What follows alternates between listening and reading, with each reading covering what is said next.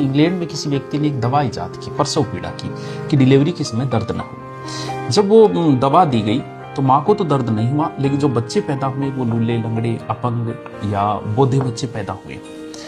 तो जापान जो है वो दुनिया का एकमात्र ऐसा देश है जहां प्रसव पीड़ा के समय किसी प्रकार की दवाई नहीं दी जाती। पूरे विश्व का एकमात्र ऐसा देश है। ऐसा कहते हैं कि माँ जब बच्चे को जन्म देती है तो पीड़ा एक स्वाभाविक है, एक प्राकृतिक वो पीड़ा होनी चाहिए, और उस पीड़ा में बच्चे को भी, सिर्फ माँ को ही पीड़ा नहीं होती, बच्चे को भी पीड़ा होती है। और इस वजह से बच्चे का प्रारंभिक जो शुरुआत बच्चे की होती है वो संघर्ष से होती है और बच्चा बड़ा बलशाली पैदा होता है। और एक तकलीफ सहने के बाद जब माँ बच्चे को जन्म देती है तो उस बच्चे के प्रति माँ का बहुत प्रेम बढ़ता है, क्योंकि तकलीफों के बाद, क्योंकि सीधी सी बात है कि तकलीफ जब पीड़ा के बाद हम किसी चीज को प्राप्त करते हैं तो हमारा उसके प्रति प्रेम बढ़ता है।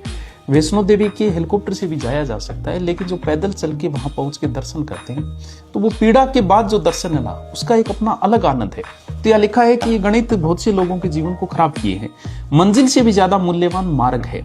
अगर तुम मंजिल पर तुरंत पहुंच गई तो फिर कोई आनंद नहीं रह जाएगा। वह मार्ग का जो संघर्ष है, पीड़ाएं हैं, इंतजार के दिन है, वो प्रतीक्षा की रातें हैं, वो आंसू है, वो सब जब सम्मिलित हो तब किसी चीज को प्राप्त हो तो उसका अपना एक अलग आनंद होता है।